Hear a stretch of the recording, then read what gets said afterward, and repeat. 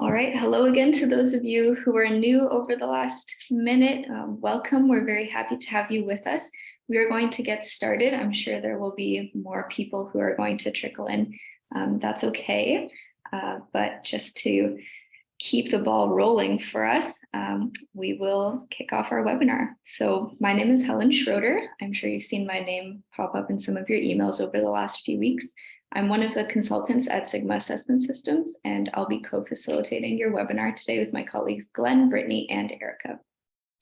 For those of you who are new to Sigma, we're a professional services firm that does not just succession planning, but also psychological assessments and talent development for organizations just like yours who are looking to build internal talent pools. Sigma has been in business for over 50 years, so as a company, we have a lot of experience selecting and placing and developing leaders across a variety of industries as well. And today we are here to talk to you about succession planning. We're excited about this webinar in particular because we know succession planning to be one of the most important strategic processes that your organization is going to undertake. So we hope that the session will be informative, but also a practical way for you to kickstart your own process. All right, so here's our agenda for today. We've got about 60 minutes together. For the first 20 minutes or so, we're going to answer a few common questions that people have about succession planning. These include the questions that were submitted ahead of time through the registration form. We went through all of those and grouped them by topic, and we're going to cover a couple that came up a few times, and that also cover a breadth of information. And for the remainder of the webinar, we will open the floor to live Q&A. So as we go, feel free to submit any questions that you have in the Q&A box at the bottom of your Zoom bar. We'll pause to answer relevant questions as we go, and we'll start with the questions that have accumulated there once we get to the live Q&A at the end. And at the very end, we'll also wrap up with a few announcements and extra resources that we'd like to share with you before you go. All right, and now without any further ado, let me introduce you to my colleagues so that you know what incredible instructors we have with us today. First up, we have Glenn, our Vice President. Glenn works with senior executives to develop strategic solutions to address their most pressing needs. As a part of Sigma's succession team, he implements custom succession planning initiatives that support the long-term vision and stability of the organization. Over his career, Glenn has worked with a third of Fortune 500 companies and facilitated sessions across Canada and in the United States. Brittany is one of our senior consultants. She holds a PhD in industrial organizational psychology from Western University. And as a member of Sigma's team, Brittany helps organizations build custom succession plans and implement them over time.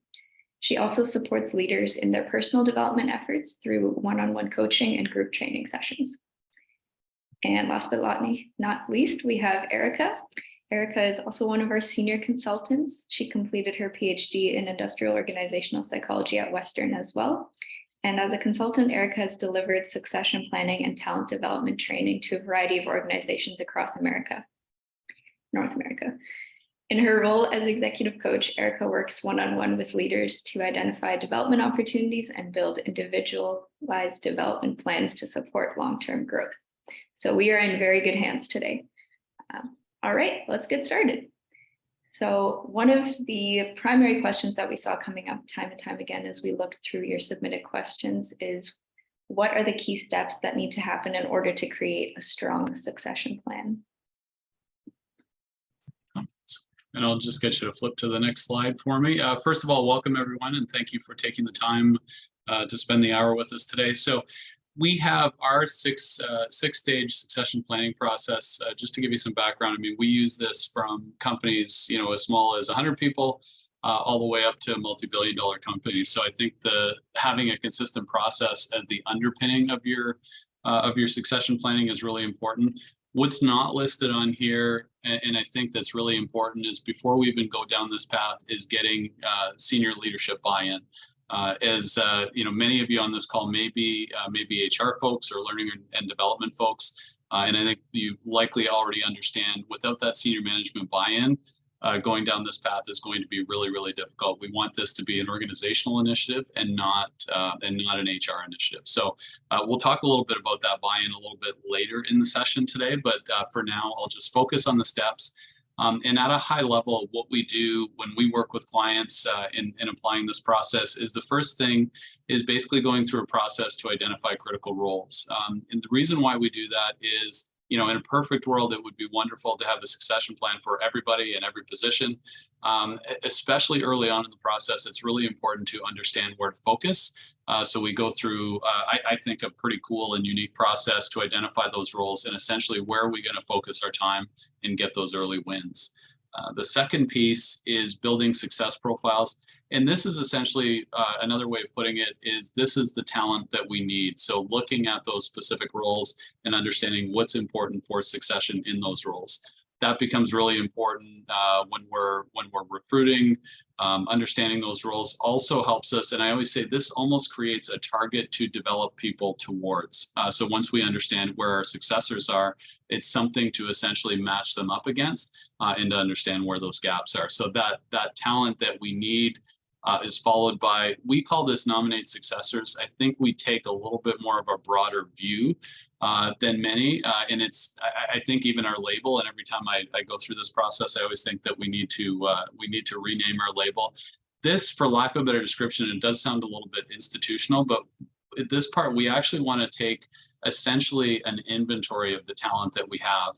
And there is a nomination part that will come in a bit later, but essentially understanding what that talent is that we have and where they are in terms of readiness. So for those roles that we've identified.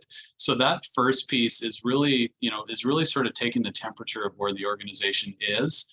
And then once we have that in place, then what we do is we layer on assessing development needs. So getting a lot more formal and intentional about how we really identify, where we identify where that talent is and what they need to develop. And then the fifth process there, I always say this is really the engine of succession, the ability to develop talent. And so again, once we've assessed those needs, then it's the process and the opportunities that we use to essentially build that talent where they're better tomorrow than they were today. And then finally, we think should be involved in every process is measuring progress. So, and this is a little bit of a tease for a little bit later on in the session, but I think most people on this call already understand the importance of succession. I always say when we work with clients, our job certainly is to do the succession piece, but I say almost as important is really selling this to the leadership team. So as we go through this, continuing to sell them on the importance, because I always say when we work with a client, the client pays us money. Everybody in that leadership or on that table and on that leadership team pays us with their time. So we want to continually sell them on the importance, but also really close the loop and saying, we've asked you to do some things. And this is the progress that we're making, and really making sure to close that loop. And that's going to make it easier for us to continue the process so that it's not this one point in time. And also continue to get more and more buy-in as we scale this out. So that's a relatively quick, for me anyway, a view of the process. And as I said, I don't think there's anything necessarily magical about our process, but I think the themes are really pretty consistent across the industry and a really good foundation to work from. So that's my piece on the process. Thank you, Glenn. All right, I'm not seeing any questions yet on this particular topic, but if you do have questions that come up about our process, we're happy to come back to this slide and this topic later on in the Q&A. Up next, one of the common questions that we saw in your submissions are, what are the most common succession planning pitfalls or some of the common mistakes that people make while they go through this process? So I'm happy to jump in here. As Glenn mentioned, there are a lot of stages and steps to succession planning, and each of them can, come with its own missteps.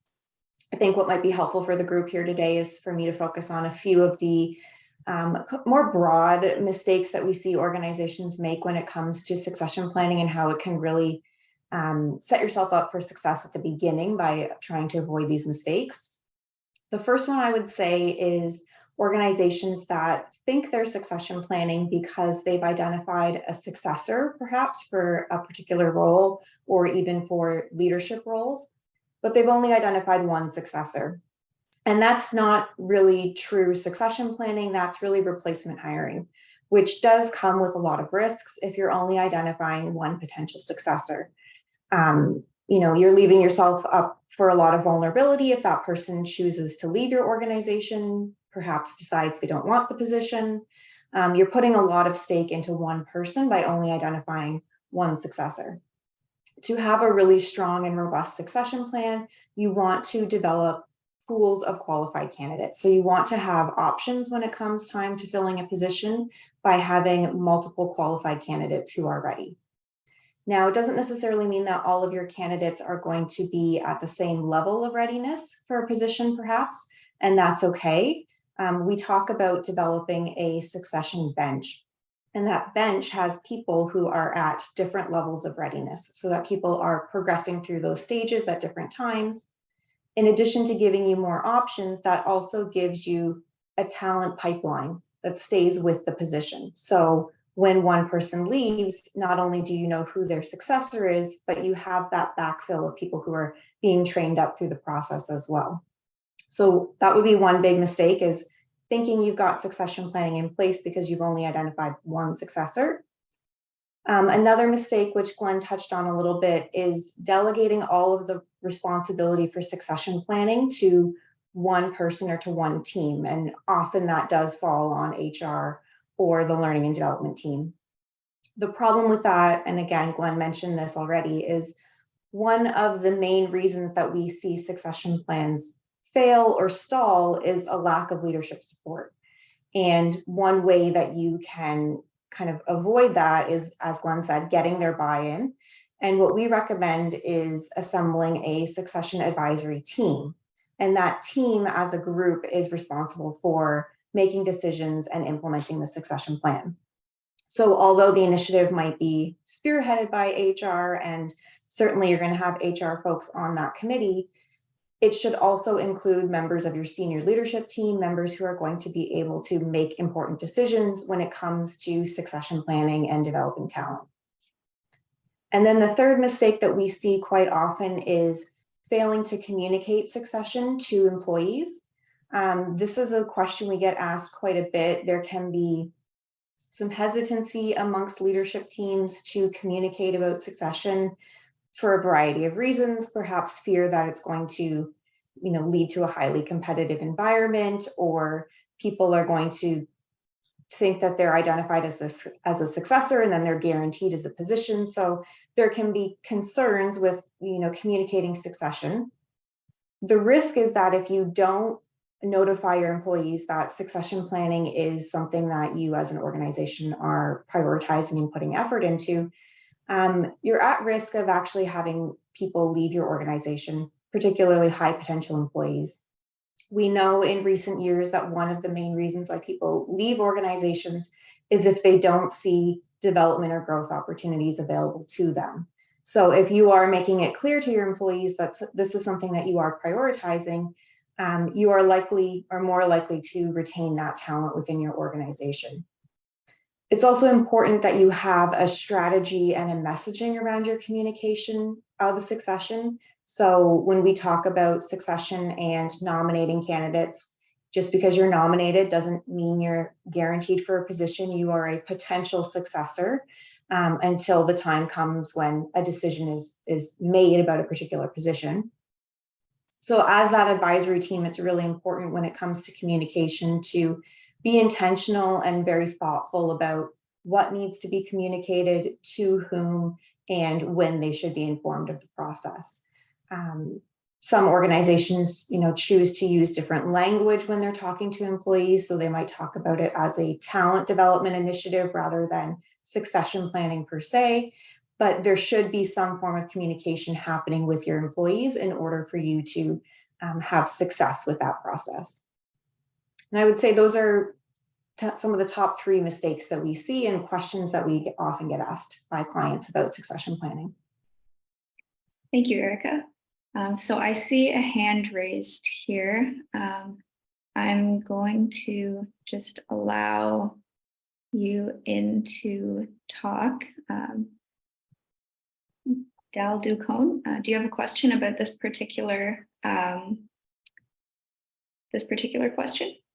I do. Thank you very much. Just going back to the first point, especially around developing the succession benches as a backfill. Can you talk a little bit more about that as well? Because that's especially if you build a pool of candidates for as successors. How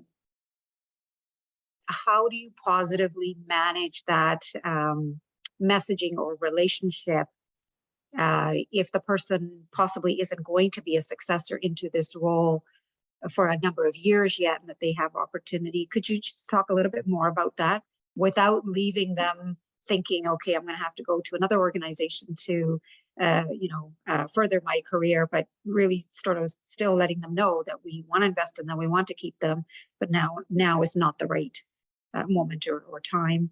Can you speak a little bit more about that, or what your recommendations would be to speak to those particular people? Yeah. And I can certainly hop in on that, and certainly Brittany or Erica jump in and piggyback on anything I say. A couple of quick points, and I think one thing that Erica said as well. I would say more and more, once we get into implementation with clients, we do stay away from the succession word. As you can appreciate, it is a little bit loaded. And I think as soon as you add that word to the process, there's certain expectations. If you do work with any single individual, then there's the why not me, and it sends different messages. So I think our approach, I don't know if it's different than others in our industry, but our approach really is about opportunity and development. And I always say when I talk to clients, we're working on those benches, and at the end of the day, you may have some immediate needs. But it's really about bringing up the water level for everyone in the organization. And I think if you take the spirit of that, if you communicate that out to the organization, it's not about finding who's next. It's about basically building everyone up, giving, and I use the word, I hate to use quotes, but giving everyone opportunity for growth. And I think when we're actually having succession planning conversations and sort of using that word, a lot of times it's around that leadership table. But as we go out, we really want to keep it. We really want to keep the spirit of it on the development plane. And then just one more thing that you said, I think the other things too is part of what this does, without going too much down a rabbit hole, is yes, at the end of the day, what's driving this is we want to make sure that we have choice. But I think if we take that spirit of development, that's pretty easy for people to grasp when it's a high potential, somebody that's performing well. But even for those high potentials and performing well, I think we need to be honest about where people are at and that's where those conversations come around. Basically assessing development opportunities and see where they're at. So I think we can be honest with people about where their strengths and development opportunities are without necessarily connecting it and tying it to that next level. Because the thing is we don't know. We want to be in a position where the organization has options. And I don't know if Erica or Brittany, you have something to add to that. Thank you, Glenn. Yeah, I agree with what Glenn mentioned there. It's really about framing it as development opportunities and, talking to an individual, what are your personal career goals and what is the next step for you? Mm-hmm. I think another thing that sometimes happens, and this will really be dependent kind of on the structure of your organization, but we think very hierarchically about succession and what's the next position up. But when we're talking about growth and development opportunities, sometimes it's also helpful to think about perhaps less traditional paths within the organization. Is there another position that this person could get experience with before stepping into perhaps a senior leadership role? Is there that intermediary step that we can kind of prepare them for on that path to that more senior position if perhaps there's somebody who's further away from that target? Yeah, and this might be oversimplifying it too, but I always say to people that, let's take away the succession word for a minute. But really our goal with succession planning and everything that falls under that umbrella is we want to look for opportunities where people get that juice back and that excitement about coming into work. That's what we want. I think that's good. And if we keep that as the spirit of what we're doing, it's really it becomes more about opportunity versus next position, kind of just piggybacking on what Erica said. Okay, true. Thank you very much. All right. We've got two more hands coming up here. Hello, Vanessa. Do you have a question for any one of our consultants? Yes, please. Thank you so much. And this has been so helpful so far. So I really, really appreciate it. I had a question around, you mentioned a nomination process, which I think is really interesting. Are you able to share a bit more about what that would involve? Yeah, great question. And I think that I always say, and literally every time I do the session, it works really nicely in terms of our process. I think the nomination, what people would normally consider nominations are, you know, Erica, Brittany, you guys are next and you're competing for my role. As I don't think I have to tell anybody on the call that that's probably not going to go that well. And Erica and Brittany are probably not going to like each other at the end of the process very much. Really, we call it a nomination because I think it fits well in the slide, but really that process is really more about identifying, not necessarily identifying who's next, but identifying what our talent landscape looks like. So really appreciating, you know, where people are in terms of the readiness for the role and having that drive what we do in terms of development. So there's no, and I always say certainly, and I'm taking this a bit of a leap ahead, but you know, typically I think people think of nomination and then a conversation about you're next. I think our approach, while we call it a nomination, is essentially really identifying where people are at in terms of their readiness, and then we would use that to drive the development. I'll jump in as well and say, when we talk to individuals about nominating potential candidates, what we really want people to consider is the potential in the organization.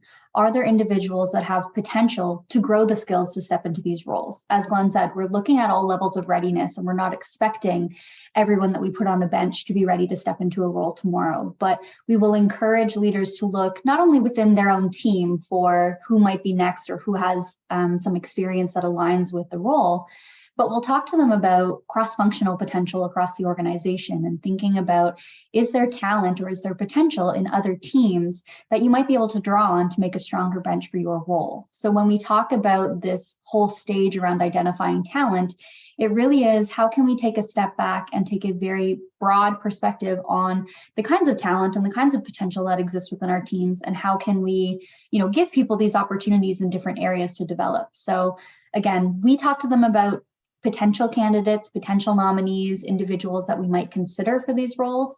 And I think that cross-functional piece is a really important approach to it that allows us to consider talent a little more broadly, especially for small teams or small organizations.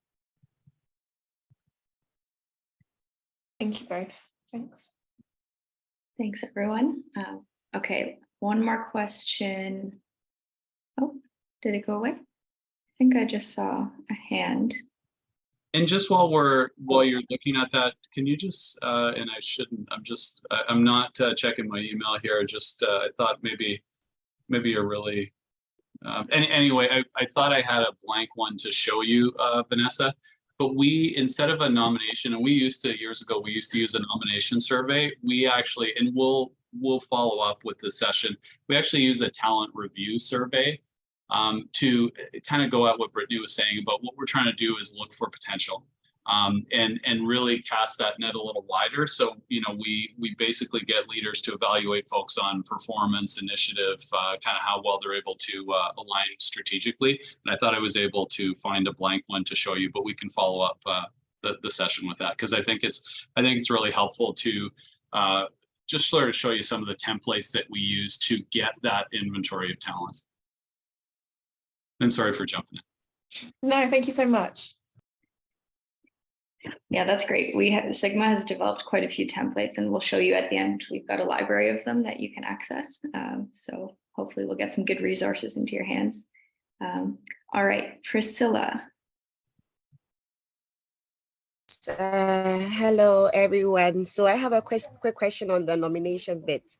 My question is, so the people you nominate, is it advisable that they know that they are on the succession bench, or it's supposed to be an information that top management only know, and then prepare them in terms of career development, and it's not communicated to them that they are nominees being considered for roles in the organization? Thank you. Yeah, oh, sorry, go ahead, Brittany, I'll let you. I will say what we typically do for this approach is we want people in the organization to know that the company is thinking about succession planning, that this is a priority and that this is part of the strategic process. But when it comes to talking to an individual about their own role, we don't show them the succession bench. We don't tell them, you know, you're a level A versus a level B. Like Glenn said, that really sets up this fostering of competition between employees that we're not looking to do. So typically what we do is we let people know that, you know, as part of our succession process in general and our strategic processes, that the company is focusing on talent development and that we would like them to be involved in that process. So they still know that they're part of our talent development program, but we don't tell them where they are on the bench or who else might be on it, so that we're just focused on their development rather than that larger succession piece that is more for the leadership team to use as sort of a resource. Yeah, and to just to piggyback on that as well, the conversation is not necessarily about where they are on the bench, but we will, for example, if I say, you know, I am really interested in making that next step to senior VP or to CEO, I think then we can actually bring in those success profiles. And I think it's reasonable to talk to that employee about, this is the success profile for this role. This is where we see your strengths and development opportunities. And I think the conversation is around gaps to grow to a role without ever saying you're next. And I think the reason why we don't do that, for a variety of obvious reasons, you know, competition. But the other piece too is I may be, you know, I may absolutely be the #1 candidate today. 6 months from now, we have a bunch of acquisitions, and the organization, the position, everything looks very different. So I always say, having that conversation that you're next really shouldn't happen until that clock starts ticking, until you've actually started the transition work. And I always tell the story. I always tell the story as well, and many of you are probably familiar with Jack Welch when he was at GE. You know, very formal and developed succession plan. He did things sort of the old-fashioned way, where he would actually create a competition. However, for example, if 3 people were up for the president of a certain division, whoever got that role, the other 2, he would find them jobs in a different division because he knew it just wouldn't work. So just as a little quick analogy. The only thing I'll add to that piece about communicating to the people that you're nominating is you don't want to make the assumption that just because you've identified somebody and nominated them, that they even want that position. So unless you've explicitly had conversations with employees about what their kind of career ambitions are, and if they are aspiring to a more senior position, you wouldn't want to have somebody like Glenn saying, who is a highly qualified candidate, or maybe even a couple of them, and you're assuming that they're going to be available to step into that role, but you haven't actually consulted with them and they're not even interested in that position. So again, as Glenn said, I think the timing of that conversation is really important, but at some point you are going to want to have conversations with employees of, like Glenn said, this is the role that we want to close those gaps for, and make sure that there's an interest and a motivation on the employee's part, because if they're not, then your development effort is better spent on other candidates perhaps than on them. So it is kind of a combination of timing of when the position is going to become vacant, and also, as Brittany mentioned, where they are within that kind of level of readiness on the bench. And I would say the flip side of that as well, because what we hear a lot is, you know, Lisa's a great employee. We love what she does. She's super high potential, but she's told me a million times she never wants my job. And I would say the flip side of that, and the really nice thing of why we use that bench as sort of a snapshot of where we are, and using that as a dynamic tool, is I always tell people, even if I've told you, even if the individual has told you they don't want to be interested, still have them on your bench.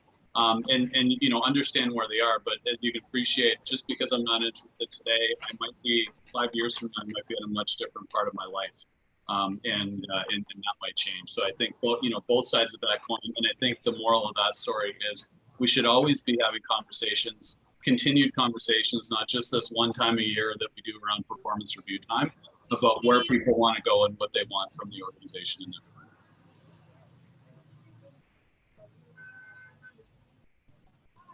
All right, thank you, everyone. Let's move on to our third and final question that we've consolidated from everything that was submitted ahead of time. This, I think, will be an interesting one for you all. Can you give us an example of a company that has implemented a succession plan well? What about their process was effective? Yeah, so I'll jump in on this one because I've been working with a mid-sized company in the US that really began implementing their succession plan about 4 years ago. So this company came to us to partner with Sigma to create a succession plan for them using our launch series. So our launch series is this workshop series that we do that uses the 6-step process that Glenn talked about earlier to make custom succession plans for organizations. From the beginning, this client had really set themselves up for success. They had multiple people involved in their process, and they had buy-in at the highest levels of the organization. So their CEO was involved every step of the way. The head of HR was definitely a large part of it. And they also had department leads from other areas across the organization, R&D, customer service, administration. All of these people were at the table for this conversation.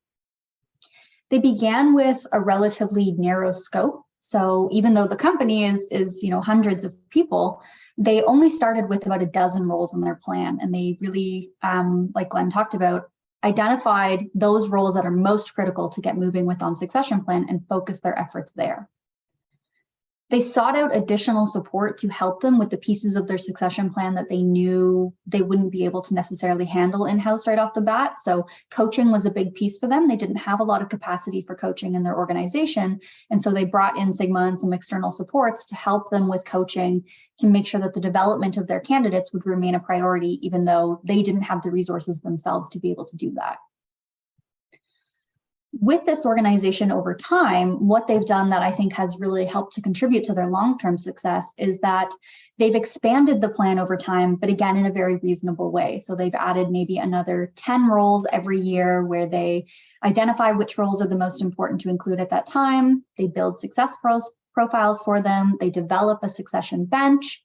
And then they continue to add new candidates into this process who get assessments and begin going through the development plan. Because of that, it really has ballooned to be quite a large succession plan at this point, but it's been very sustainable because they're doing it in small pieces at a time. And I think that realistic look at what is sustainable for the organization is such an important piece that often gets overlooked when organizations are excited to get started. I've got kind of a few key takeaways from this client that I think would be really helpful for organizations that are looking to see long-term success with their plan. So first of all, this client has never hesitated to keep their leadership team involved. At the early stages of the process, having them there is great, but having the leaders remain part of the conversation throughout has really been key for them. So Erica talked about building a succession advisory team. That's something that they did early out of their leadership team. They built up the succession advisory team of individuals that are responsible for not only making some of these decisions around succession planning, but making sure that other people remain accountable to it over time. That team meets on a regular basis and they talk about what's going on in their succession plan, what their long-term goals are, what the priority is for them this year, and what their immediate next steps are so that everybody knows what they need to do and everybody has a part to play. Beyond that, I think an important piece is they're looking out for external support.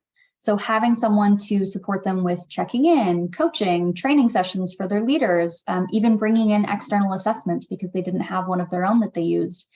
That realistic idea of what can we handle in-house and what do we need some help on has really helped them to maintain this over time.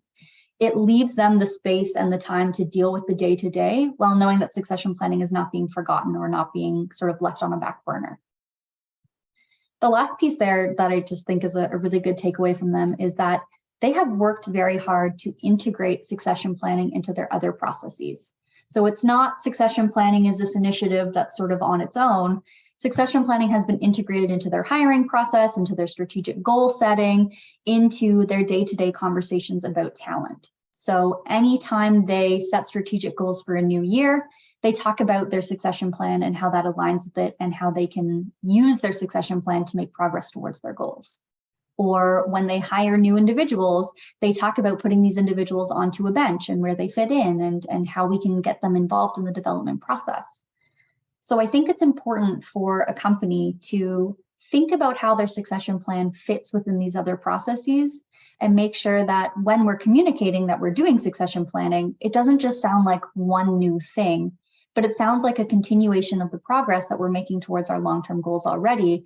And it sounds like something that is just integrated with things that we're already comfortable with, like performance management and hiring processes. And so because of that, this client, they're still doing their succession plan. It's not like they're done. But some of these little steps around involving the leadership team and getting help where needed and sort of integrating succession into the daily functions of their organization has really contributed to them seeing a lot of success over the last few years. Thank you, Brittany. I know that's been a big and a good client for us. Priscilla, do you have a question about this particular client? We'll address this before we go on to our open Q&A.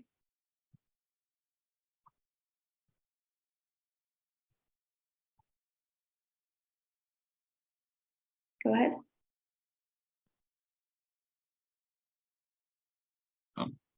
Okay, so we'll move on to our live Q&A.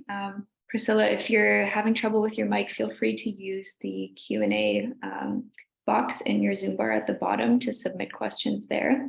We've got a few coming in already. So we'll start with this one from Carolyn. When communicating to employees, they've been identified as a succession candidate. Do you recommend keeping it confidential? Yeah, and I think that just kind of what we talked about a little bit ago is because, we always talk about your process being very transparent and straightforward. And it might seem counterintuitive, right? But it sounds like we're having these secret talks over in the corner about folks. And I think the conversations, I think where the conversation stops is specifically about where they are in that hierarchy, because that's something that's pretty dynamic and changing. However, I do think we do have conversations about where they are in relation to what that success profile looks like. And that might be a subtle differentiation, but again, it keeps with the spirit that we're talking about growth and moving towards something versus you're next in line, you're the sort of top rung of the ladder. And I think that's where we differentiate in terms of those in terms of those discussions. I will say too, I've worked with clients where they're often not just developing one person. And so it's not that there's one person who's part of this secret process and they don't want anyone to know, but a leader might send 2 or 3 or more candidates to go through the process at a time, because we're not just looking at who's next, we're looking at sort of developing talent across a team. And I have seen cases where those people work together to talk about their development opportunities and to look for ways to support each other. And so if you kind of set your process up that, again, it's focused on development and it's focused on providing support for one another, having some colleagues that are also going through the process at the same time can be really motivating and can be a good source of support. And I think the other nice thing too is on from the actual candidate facing piece, if you're really focused on development and yes, matching up against specific success profiles, showing gaps, etc. But when you're focused on that development, what I think that does is that really keeps things a lot more flexible from the candidate's perspective. So there may be that they may become more open to a cross-functional opportunity or maybe a lateral move to gather some opportunities. But I also think the same for the organization. Because we don't know, I've been looking for a crystal ball on Amazon and I can't seem to find one that works. So I'm not able to tell the future. I don't think any of us are. So I just think, again, that spirit of development and really having an opportunity focused versus position focused, I just think gives both the candidate and the organization a lot more flexibility. Great. Thanks, guys. Okay, here's one from Khalid. Tell us how to design successor's development plan, the steps. So what are the steps to creating the development plan for a successor for a critical role? So, there's a lot of different ways to develop talent, obviously. In our process and what we do, it always starts with some form of an assessment. So we do like to bring in some additional perspective and some objectivity to the process. As a leader, you probably have a sense of, your team's strengths and development opportunities, but it's always nice to bring in that other perspective. So when we are starting a development program with a candidate, we'll always start with an assessment. What that assessment allows us to do, as Glenn has mentioned, is identify their current strengths and potential gaps against the criteria that we know are important for the position that they're being considered for. So because we had that second step of building a success profile, we've been very intentional about the qualities that we're looking for in a qualified candidate. So we can compare those assessment results against that, that success profile to identify not only what are the person's development opportunities, but which ones are most relevant for this particular position that we want to train them up for. And then from there, we want to start to prioritize those development areas. So I think one way that development can go wrong is people trying to make progress towards too many different goals at once. So we always start with a bit of a smaller scope.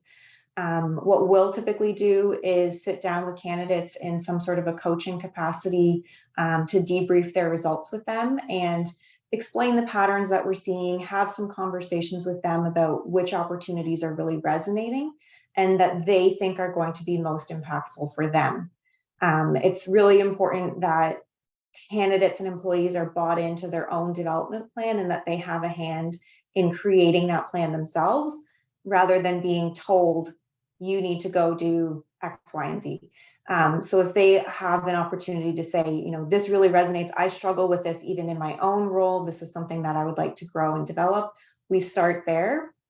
We start with those limited opportunities, and then it's about what are some actionable steps that we can take in order to start to make progress. So a development plan is going to be made up of actionable goals that the person can complete over time so that we're really building a sustainable plan, and that plan gets periodically reviewed and updated and as it gets implemented between either the candidate and if as Brittany mentioned, some clients choose to have external coaches support that, or between the candidate and their leader themselves.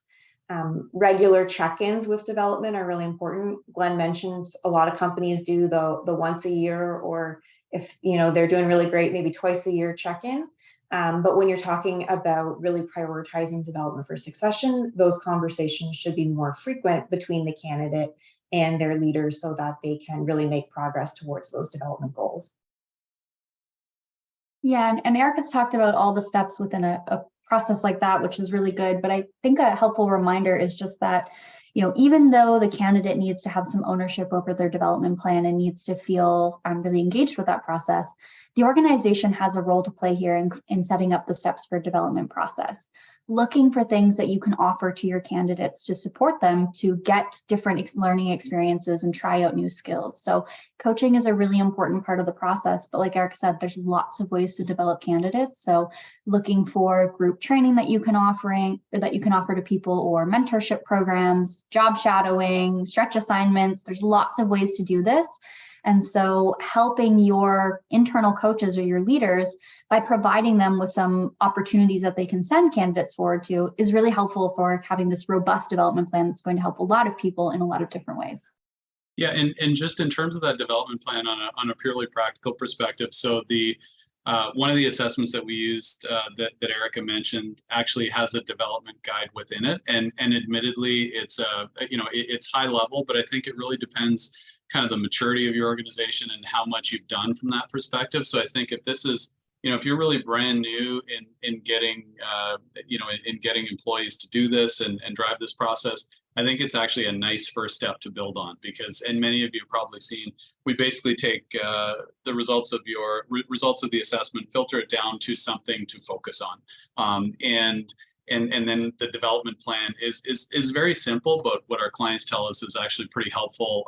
We go from the model of kind of start, stop, and continue. So that would be a really great entry point in that development planning. And then lastly, just in the information that we'll send you after, we do have a template for the development plan that's a free download available on our website. And I think that we try to do, for the most part, most things, in terms of one pagers or a couple pages, because I think for those of you that have been around for as long as I have, development plans, I remember my first development plan was probably 25 pages long. It was slightly less enjoyable than a root canal, And I can tell you it was something that we did at the organization I was with, and they were pretty proud of it. Every year we did it. It took so long to do. I don't know that I ever looked at that until we circled back the year after. So I think whether it's ours or something else, I think it's about looking for a simple approach that keeps that development plan in the spotlight. And not trying to, and remembering the development plan is not the star. It's the supporting character of all this, and so it shouldn't be 25 pages long. Make it sort of short and sweet, because it's really about the conversations that it supports, the opportunities that it identifies, and really making it easier for your leader to facilitate that growth. Great, thank you, everyone. Okay, here's a great question for anyone who might be a little bit new to the succession planning process in general at the organization. How can I introduce succession to my company? What should I do first? So sort of in anticipation with this, a couple things, and this probably won't be a big surprise. We talked about the process at the start of the session, but I would say really the first thing, and this is an easy no-brainer, is you need to get that buy-in first. Without it, it will become an HR initiative. You'll always be fighting for time. It'll always be sort of that, sort of that thing in the background that we're always going to get to next week, next month, next quarter. And I think I think we all know that. I don't think anybody on the call thinks, oh, I don't think we should get senior leadership buy-in. The tough thing is, how do we do it? And I'd say, and I'll talk about a simple way, but I think the really key piece is, maybe like many of you on the call, and I'm assuming, and maybe that's a wrong assumption, but I'm assuming at least some of you on the call are, talent is part of your day-to-day. And I think what we hear a lot is, you think of succession, you've certainly probably been to sessions like this, the steps seem fine, but it still seems really overwhelming. And so imagine your stakeholders that are outside of the talent world that don't do this on a day-to-day basis. And one of those stakeholders is your CEO. So they know succession is important. They can see, they can see around the boardroom table that there's a lot more gray around the table than was 5 or 10 years ago. And I think that part of getting that buy-in is coupled both understanding the importance and taking away that overwhelming nature. And I always say, so there's two things, and I'm going to do a shameless plug here real quick, and then I'll get to a second alternative. But one of the things that's been really successful for us is our launch series. I think Brittany mentioned it earlier. The big thing for this is we can actually get a lot done, and we ask for very little from the senior leaders. And I think the key piece to getting that buy-in is showing them what we can do, and that it's not going to be this massive thing that's going to overtake our lives. So first of all, that's my shameless plug. I think the launch series is a great way for you to call us and say, take care of this for us, bring people in. And I would say our goal for the launch series is certainly to get that initial plan done, that custom plan for each individual. But I always say that really close second is selling everybody in that room that this is important and that it's worth their time. So that's the launch series. But we never want you to come to a session like this and say, okay, the only way that we can help you is if we buy something from Sigma. So I'll give you a quick little, and hopefully I can share it. Can you just give me screen sharing? Yeah. Here you go. So I'm just going to share my screen. So a quick way, again, to do the same thing. Our goal is to really try to get something done and take that overwhelming nature out of it. So what we want to do is, I always think at a very high level, let's ask for, and this is anything we do, ask for a little, especially from our senior leadership team, and show them something, right? So ask them to do a little bit, show them, okay, look what we've got, and then ask them for more. So I think a really critical thing is to not only show them the importance, but actually demonstrate where the risk is. So getting them engaged in succession. And I think the really quick way, and it happens to be the first stage of our process, is just having them do this critical role identification questionnaire. This is a minutes, not hours. So we're asking them to do a little bit, and it starts them thinking about each of the roles that report to them. Kind of the urgency is going to be the big thing, what impact the individuals, and it's a relatively simple template, but it gets them starting to think about how, they know, it's not a surprise, but I think actually kind of documented it starts to reinforce that. So having them do that critical is a great way to sort of pull them in, ask them for a little bit, and just get them started on that path. And then continuing the momentum is a lot easier than getting that ball rolling. The next piece of that I think follows that really well. So we piggyback on this urgency thing and basically take their, and you can certainly do this with or without that critical role identification questionnaire. But I think a great way, a visual really shows something that we already know, and I think it communicates a narrative better than really a lot that we can do without you saying, oh my God, we have a lot of people retiring soon. Is basically taking an org chart if you have it, and essentially, you can copy sort of the format of this and simply color code things, right? And the middle one is probably the most, the planning to remain. That's probably what people think of in terms of succession. So red would be that we're going to lose this person in 1 to 3 years. Yellow would be sort of 3 to 5. We have a lot more time, and then 5+ would be a green. So obviously, we want as much green as possible. But I can imagine, and I think it was one of the early clients that we worked with years and years ago. And they had basically their entire org chart here and their IT arm. And as many of you that have IT as a function in your organization, you can understand both how important that is and how hard it is to recruit for those roles. The whole arm was glowing red.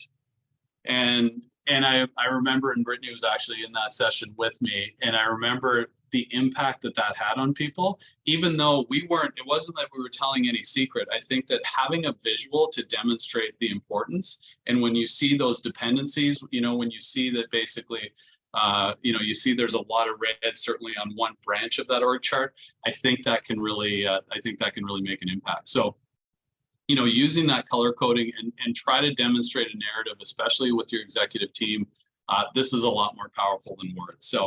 So just to kind of sum that up, see if you can visually sort of demonstrate the importance of it to get that buy-in, but also look at things like our launch series, like just getting them to do that critical role questionnaire. Is there a way that we can just ask for a little of their time and start them down that path? Because I would say what we find, which we find is the biggest challenge with succession, is just getting started, right? Everybody knows there's no shortage in need. I think these last 2 years has really taught us that there's no such thing, even if we've shown a position in green, things can happen overnight. So it's just a matter of slowly starting to peel back that overwhelming nature of succession. And I always say pull them in slowly, and then and then I'll be quiet for a minute, but just piggybacking on what Brittany said about our client, I think they were really smart in being very planful and intentional about starting small and slowly scaling that out, right? We'd much rather start the ball rolling down the hill and keep it rolling, rather than going a lot faster, and then we hit a bump and then we stop and we don't do anything for 2 years. So a long-winded way of saying, look for creative ways to demonstrate that importance visually and telling that narrative, and find easy ways to get people started. So hopefully that helps. Thanks, Glenn. Okay, I think we have time for one more question, so we'll go into the Q&A here. How can we measure success? What are some examples of metrics that we can use? So I can jump in with this one. Measuring success is a really important part of the process, and a lot of organizations struggle with it. So I'm really glad that it was brought up as a question here. The metrics that you use to measure the success of your plan should be dependent on the goals of your plan. So when you're starting it out nice and early and you're talking about what you're doing with your succession plan, why you want to do it, why now is the right time, it's a good idea to document some of those answers that your group has come up with, so you can use them to choose the metrics that can help you to evaluate if your plan is working. So if the reason why you all decided to come together and talk about succession planning is you want to engage top talent as part of a development process, and you want to make sure that they have opportunities for learning and growth so that they don't leave and they're also much more engaged with their role, then you might want to look at metrics like, what's your engagement like before and after your succession plan? How many people are involved in succession planning processes? How well attended are your development or your training opportunities that you give to people? If instead you were looking at it because you have turnover and it's causing challenges for roles and you're struggling with vacant roles, you might instead look at the size of your benches over time and determine, are you seeing growth in your benches? Are they getting stronger as a result of your succession plan? Or how long is it taking you now to train people from a lower level on the bench up to a higher level? So really there's a lot of options out there for things that you can measure. There's so many different ways to look at if your plan is being successful. We would recommend that you choose maybe 2 or 3 metrics that are really reflective of your goals and use that to not only keep your goals in focus, but make sure that when you're communicating your succession plan to other people and you're sharing that information later, they know that you're really focused on one area and how you can work towards that and what your progress has been so far. Yeah, and then this goes without saying, but I would say in the talent industry, it's easily the least well done thing there is, and what we hear from our clients all the time, and any of you that are in that world, there's always the, how can we get a seat at the table? How can we not be the last people to get budget and the first people? Making sure that you're measuring and communicating those successes and failures, right? Measure and communicate those metrics, and that's how our talent world is really going to be able to be maybe not first in line, but a little closer to the front of the line when it comes to budget time. It is the most critical thing. And as I said, our job, and certainly each of your jobs as you're working through this and trying to get that buy-in, is understand that you're also in sales and marketing. And part of your job is to make sure that you're selling the importance of this into individuals, because you're asking them to spend their time. And that's a very finite resource. So I think measuring and closing that loop and really communicating what's in it for individuals and what's in it for your leadership is going to probably do more than anything else in making sure that this is a success long term. Thanks, Glenn and Brittany and Erica. So we are getting close to the end of the hour, so I will wrap up briefly. Before we go, we wanted to send you off with a few more resources. So first up, the succession planning templates. We've mentioned these and Glenn showed you a couple. If you go to our website under resources, you'll see succession planning tools and templates. You'll find our guide there, succession planning guide, which walks you through the entire 6-step process, and also some individual templates, form fillables that you can download and use. So if you just need a couple of free resources to help you kickstart your own DIY planning process, that's a great tool to be aware of. If you're looking for a bit more education and help, we have the succession planning training. That's a group session, kind of like this webinar, where we'll walk you through those 6 steps. We'll also walk you through the process of creating a succession plan from beginning to end for one role. And then we'll give you what you need to go back to your organization and scale the process there. And then our favorite, the launch, you've heard about this already, so I won't say too much more. This is where we come in. You'll see one of our consultants, and we will work with your leadership team to implement the entire process from beginning to end, help you map out those critical roles that you have, nominate your successors, decide on development plans. All it takes is a couple hours from your leadership team, 2 half-day sessions, and then our consultants do the rest of the work behind the scenes and deliver a full plan to you with 12-month succession plans for each person on your leadership team. So that's a really great deal. Please don't hesitate to contact us if you have any questions about that, even if it's just a conversation to hear more or to hear how some of our resources or other things, we've got a big database behind the scenes, what might be helpful for your team. We are always happy to talk. We also have our webinar calendar up for next year. So if you like what you saw here, check out the events tab on our website. There's a range of topics there, including succession planning, but also some talent assessment, leadership development, lots of different things. So you can take a look at the calendars there, and registration is open. And the last thing I'll say is that Sigma is ATD certified to provide recertification points. So if you are APTD or CPTD certified and you're looking for professional development credits, you can get 1 professional development credit for joining this webinar. If you have no idea what I'm talking about, it probably doesn't apply to you, so please disregard. But if this does apply to you, then we just want to make you aware that you can count this towards your recertification. All right, and that's it for today. So we want to thank you very much for joining us. Like we said, if you have any follow-up questions, things that weren't answered, please don't hesitate to send us an email or give us a call. We will send these slides with the recording out to you after. And once you exit this webinar, you'll get a feedback survey. We would really appreciate it if you take a minute to fill that out. We do go through all of the responses and we regularly update our webinars to make it a smoother and better experience for people. So we would be very grateful to hear your feedback. And that's it from us for today. So we hope you have a great rest of your day. Thank you, everybody.